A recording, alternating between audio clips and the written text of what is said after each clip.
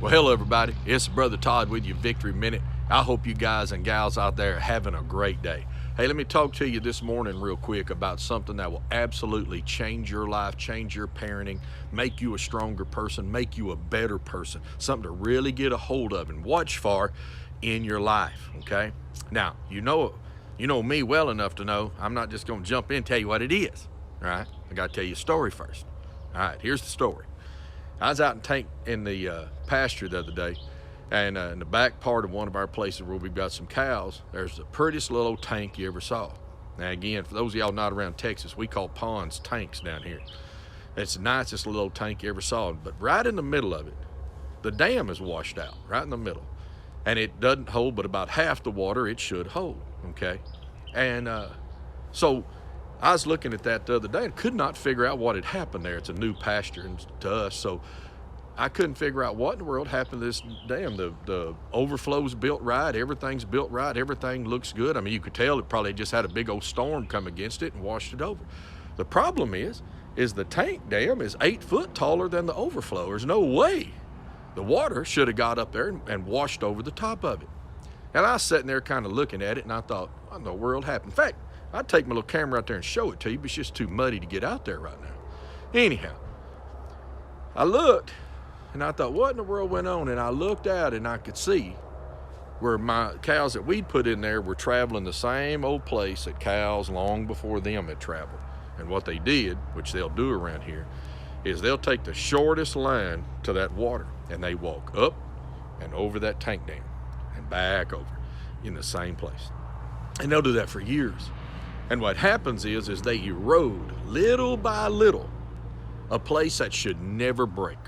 But they'll erode it down low, and they just work it down low, work it down low. And then it just takes a big storm, and when that big storm, that big 20-year rain or something like that hits it, well, what do you get?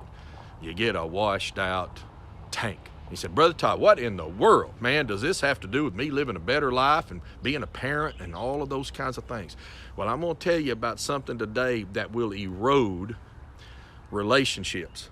It'll erode relationships, and if you are doing this, you won't even recognize there's a problem. And then all of a sudden, something big happens, and it breaks through, and then you're sitting there with your eyes all big open going, what in the world's going on? How did this happen? Okay. Now, what I want to talk to you about is to watch for manipulating relationships. Watch for manipulating in the relationships, especially you have where love is involved. In fact, the deeper the love is, and the more important love would be in that relationship, i.e., in your family, your church, your friends, okay? We've all got friends that manipulate things. They work things towards an end, and they just seem to always, anything they ever do, they want somebody to know they did it. They just mention it. They're the type of people that can't do a nice thing without letting you know about it. That is a form of manipulation. In fact, it's one of the most deadly forms of manipulation that parents use or people use with their husbands and wives. If with one, let's say within your marriage, or something, a relationship like that, boyfriend, girlfriend even, okay, if you figured out that your partner's, let's say, love language, to use that term, it's kind of been coined, is like to receive gifts. Some people really like to receive gifts. Now, you give me all the gifts in the world, mean nothing to me. I don't even think about it, okay? But my wife likes getting gifts more than I do, okay? Okay, now, when I give her something, I give it to her, and that's the end of it. I don't bring up every other time. Every time she puts on a ring, I'll say, I gave you that ring. Every time she puts on a pair of shoes, I remember when I got you that. I remember when I got you those shoes. Always bringing it up, okay? He said, Brother Todd, what are you talking about? I'm talking about that is like them cows walking over the top of that tank dam. It may not be the most deadly thing at the moment, but it wears away. It makes love feel like it's not just given. It is one of the worst things you can do with your kids. I talked a little bit last week about being consistent and letting your children see sacrifice. You hear what I'm about to say. I'm trying to look right in that camera, and you look at old Brother Todd. Sacrifice for your kids where it is seen but never heard about. Because as soon as you mention, you know what I did, you know what I'm giving, okay? You know I gave you that. You wouldn't have that if it wasn't for me. All those kinds of things. Are you following me? Erodes. Now, I've been doing this a good while. So here, Brother Todd, I want you to have a great family, all right? I have seen so many parents absolutely disillusioned because at about 15, one of their kids just completely flakes out on them. Just don't care for them. They're done with them. 15, 16, sometimes maybe a little later, but nowadays it's getting a little bit younger because our kids are exposed to so much stuff. And these parents all think, well, it's their hormones. Well, it's a moment. It's a phase. It's you just didn't see it coming. But I'm gonna tell you, to anybody that was watching y'all on the outside, you could see the erosion. And what happens is a storm comes up. And when the storm, whatever form or shape, form or fashion, wherever love has been eroded, it breaks. And it doesn't make sense. And people are like, I can't believe this. It's just like walking out there in that pasture looking at that tank dam. When you see how that thing was built, there's no way in the world it should have broke. I'm not kidding you. It's 8 foot above the spillway, and the spillways, the water can just run off. I don't know if you ever seen water run uphill when it could go downhill. What happened? That cow path, okay? And one of the things that can just eat love up is when love comes with a price, because any time you manipulate in a relationship like that and draw credit, that's what you're doing. You're putting a price tag on love. I'll leave you with this. Think about in the Sermon on the Mount, Matthew chapter 6, Jesus starts that chapter off by talking about when you do your good deeds. King James says almsgiving, charitable gifts. I'm trying to think of what the word literally means.